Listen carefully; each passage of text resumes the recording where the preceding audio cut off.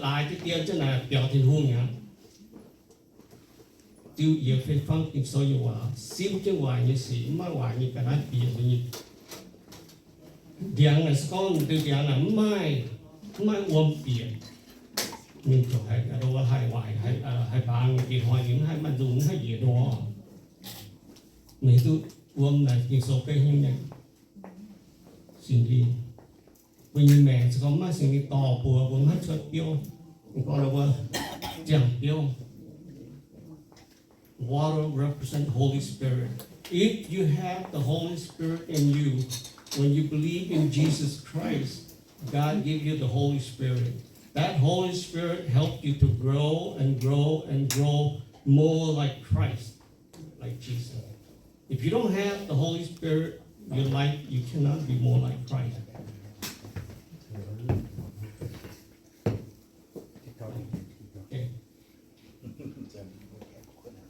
Vua ơi chủ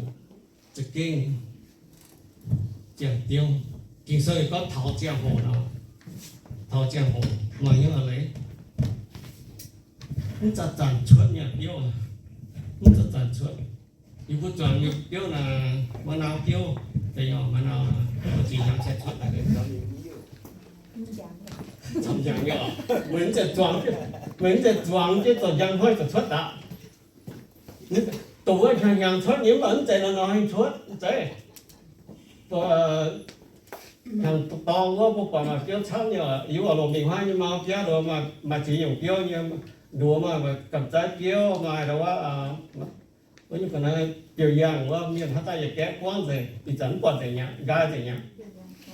với chàng mẹ thì thằng nhỏ một kéo nó sẽ chẳng thoát bà có mấy như tiếng là kinh nó có chuồng tôi chủ giáo nó mà thoát nhé ok tiêu dạng là thoát tiêu nhé với chạy tập giặt chuột không phải thoát nhé rồi có mảng với chàng mẹ tao miên là dịch nhung tiêu hoặc nó xây ní chàng mẹ này giống chỉ anh hai giống bảy tăng nóng tiêu nó dùng dạng nó trên chúng ta có như ở mà chàng hồ thoát mà chàng hồ thoát không có những tiêu nữa thì chào kia như miền một toàn strawberry đơn xí đơn hà có một cái như chàng hồ bốc quạt nó tụi tàu này là giống như cái đĩa bóng quạt với chàng mẹ ta tao không phải thì thằng nhở con cái mày hoàng kiên mày thiên hùng như sinh linh yêu bình hiếu mày như tiêu thuốc nhé con bởi hiếu tôi sinh linh như tiêu tàu hay nhung bộ mạo cái số ở buổi chứ nhở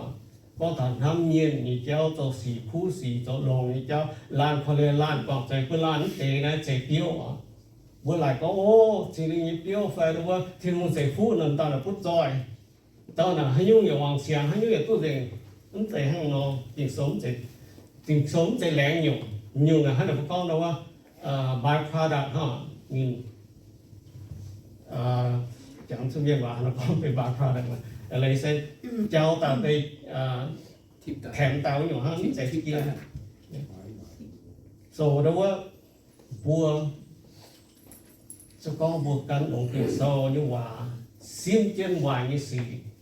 vua hay tôi thấy phú thì cũng thấy phú buồnเป็นออนไลน์như miền sẽ thắng trôn giang nó mình nó mà tiêu thảo giang hồ bởi hai tiếng nhật sẽ có một chàng tiêu như miền vua hay đâu có thể miền đó người tiêu là ủy tôi chế tao nhưng mà vua tiêu là ủy tôi chế tao miền hát thao tài tôi cái nhỉ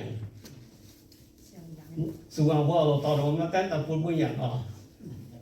vua yêu tung thằng phan vua mà tiêu tiền vua cái tao phun đi vui nhỉ thì chết sẽ có vua mà sinh linh yêu với chàng mẹ vua thắng tiền nó chàng tiêu tao vẫn tan thành tôi bất can vua thành tôi can tao buôn cả tao phải chơi vui nhỉ dùng cái như này bây dùng cái tao sẽ đó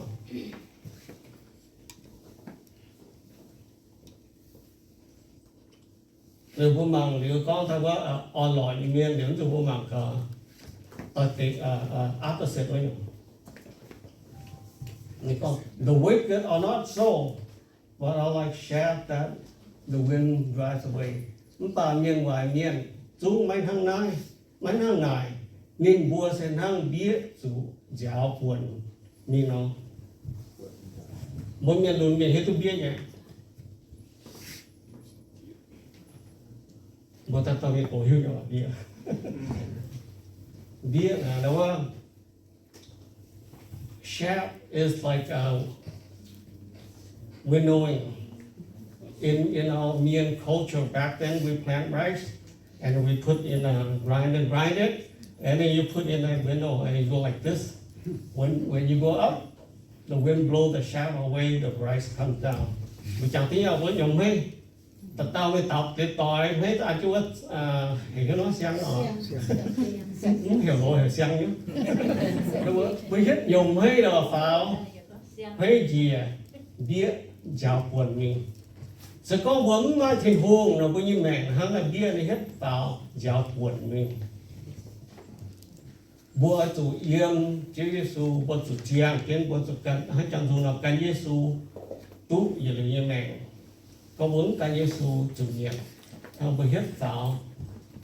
giáo quần rồi họ xếp mười rồi giáo quần nhá vấn hay yếm gì à nói cái yếm chơi như yếm với từ đầu bây chẳng mẹ cũng nhiều dùng đau ấm nhiều dùng đồ đồ mát giờ đồ mẹ bây dùng những cái gì đồ thằng bia nó giang vậy thì thằng nhé giáo quần là bang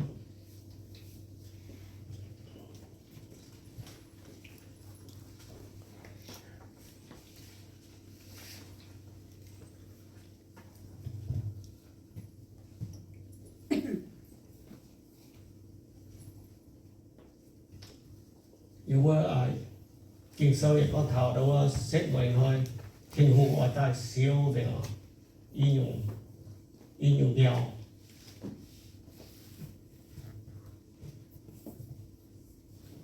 ôi y con những thứ nào vậy ta đi rồi y từ kinh sâu như nào đúng rồi thì chắc bằng là lắm quá rồi từ hôm vừa cái feedback mà năm tàu này đi con bò hăng sài phú thở ra nhiều hoàn nữa, cái tên con này phía dưới gì nó bây giờ, hắn nói là cao ả thì tiếng tổ, đó là hắn nói là ý ở quân đâu á, trên kinh sơ ý con như ở lề tổ hắn làm tòng thì tổ bê tập công bộ biển nhau hơn,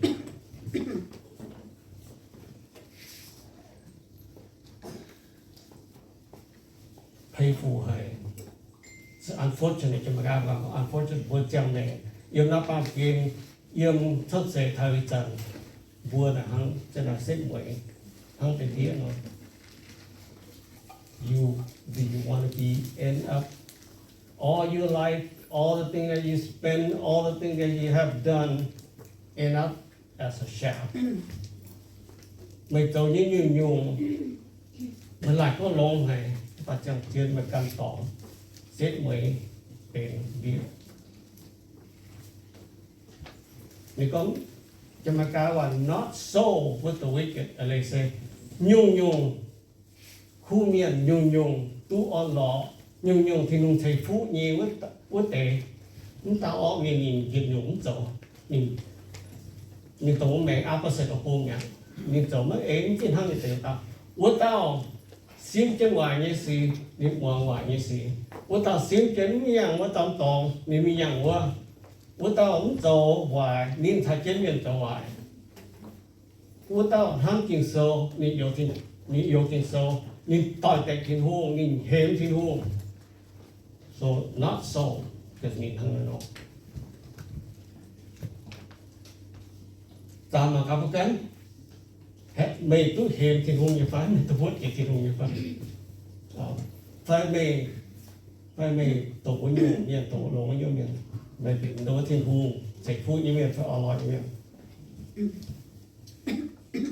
chỉ mình tập trung tăng âm mình tập trung nhiều thảo xem chuối như giang hồ miền ngoài miền oi chủ thiên hùng thì chuối miền nhà mấy tú thảo gặp chun như khu miền yếm. The wicked will not stand in the judgment, nor the sinner in the congregation of the righteous. Nhưng nhận thấy những hắn ông hay thức chào ở tế liên khu miền yếm với chủ Chúa Giêsu tổ ta thì tùy giang hồ để trung trọng buôn y quan nhà mà quan cho nên tỷ duy đó tình nhua mày quan nếu anh tỷ duy thì như rồi tỷ mà cả mày trồng phú sĩ vẫn trồng phú sĩ mày trồng lòng như phú sĩ thì cũng nín mày trồng lòng như phú sĩ xếp mày đồ có giang trên xử lý như vậy đúng không giờ nhung mày kẹt như cũng tôi nhung tôi 500 ngàn luôn không á anh này sẽ xịt thì hôn như miên mấy con mày trốn nó hại lòng và có mày cái khẩu uốn thì hôn được tao mình tôi trồng phú sĩ không cắt tao mình tôi nín đồng lòng có tiền bảo xem là tôi hiểu như em thế nè tận tôi hiểu về chủ nhớ đủ với tận tiếp chơi Giêsu đủ với lắm quăng chơi Giêsu đủ với buôn chơi Giêsu nhiều quá nhiều điều sang này thế mà những gì thì tiền dùng giá quần hết tầm bang nhớ nhung xếp mày đâu có chụp tiền chú ý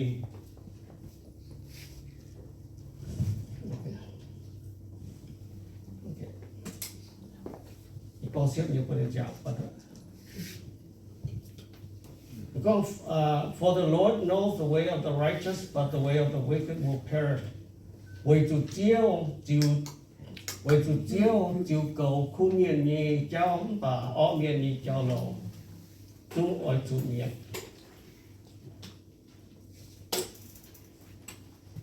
Chiêu cầu trên luôn khu miền như cháu. Chỉ tại với cho mình mang qua sinh dung sâu như trẻ phang á. Có thầu The Lord is my shepherd, I shall not want. Thiên uống chịu cầu gì hắn chịu cầu gì dùng nữa. Vì chủ sẽ có vềเป็นผู้มีหรือเป็นถึงใส่ผู้ยี่เป็นเป็นยีนามเหนียวนี่ที่ทุกไม่กินโซ่ยังก็ยังยี่ปะกี้dùngที่ทุกยี่นี่บัวหายนี่เฉียไม่เป็นเจ้ายี่ปะกี้dùngยี่ไฟไม่หายนี่เฉียยี่ไฟกันตามให้เต้าจะว่าคงไม่กันหายหังคงไม่กันที่ตัวมาหายเจ้านี่เฉียไฟเจ้าจิ๋วก่อเจ้าไม่ยังไฟนี่หิวไม่ยังไฟไม่หิวตัวนี้ยังไฟเสร็จมือเจ้าสุก็ยิงที่ตัวไม่หรอวะตรงนั้นสก็เจียวเป็นมันยี่ปฏิยุงเจียวนี่ที่ตัวไม่ตาให้ยี่ที่ตัวยี่ฝึกเจ้ยี่ตอนยี่เสียยี่หมายให้ตาจู้ในยี่ที่ตัวตอนไหนยี่จู้เนี่ย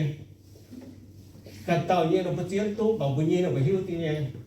mình có này là sẽ có vềเป็นthiên hùng như nam nhiều thiên hùngที่ตู้mìnhเนี่ยxếp bởi nhữngที่ตู้mình là mình tại chỉ còn mỗi mình nắm chạy thiên hùng như nam nhiều mình trâu như xì con mình ham chơi ở tổ lỗ còn mình sẽ trâu về thiên hùng mình trâu về mình gan mình té mình trâu về mình cầm gì cắt tao là mình trâu không chạy về tụi mình ham thiên hùng trâu thiên hùng nhưตู้mình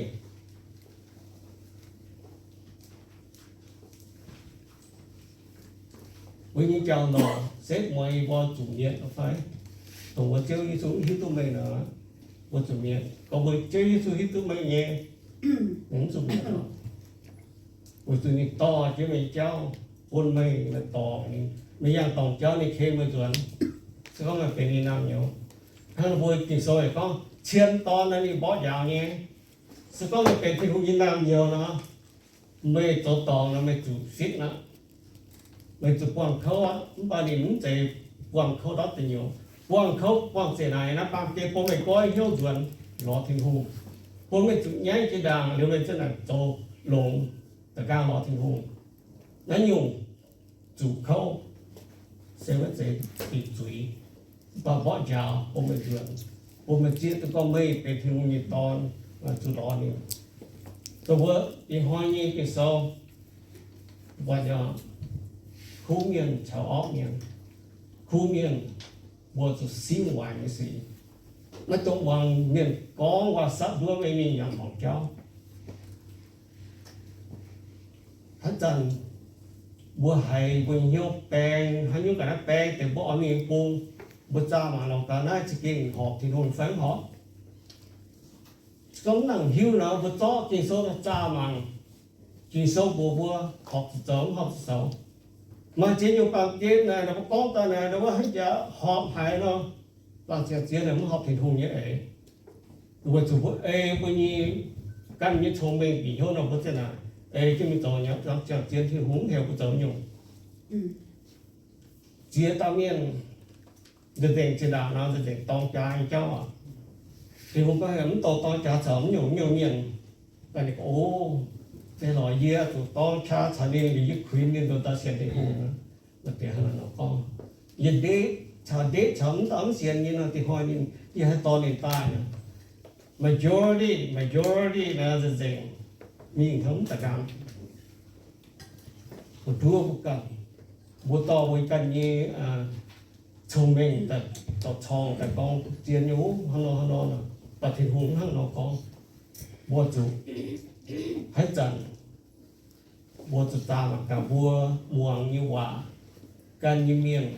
dầu như xì là họ thì thuộc phải họ cống họ một xin gọi tao dầnบัวจุดchót thì nuôi như quả trang thì bao nhiêu buôn binh chẳng mẹ sẽ kinh hay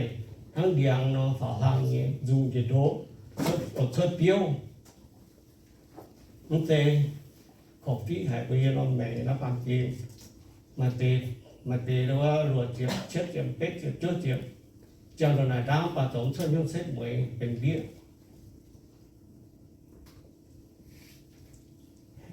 mình chuẩn sẽ chẳng họ tao biết ta mình tới mấy cho quả lòng con mình cái khổ phí hải như hai kiếm mà thì con là bây giờ là mình thầu có châu kim ô mà có giờ mà hiếu lộn con nữa mấy tao hỏi mình có ai chiều rồi hết tiếng mấy dùng lộn giống như cha mẹ thế cái giờ tao mà để cho phạm mình có tổ hơn hay nó khó khí hệ với cha mẹ bùa ở tuổi giang hay tí cháu cắn lộn phải cắn ó muang thiên hùng phải muang đâu á mấy muang thiên hùng nhiều miền như vậy đâu á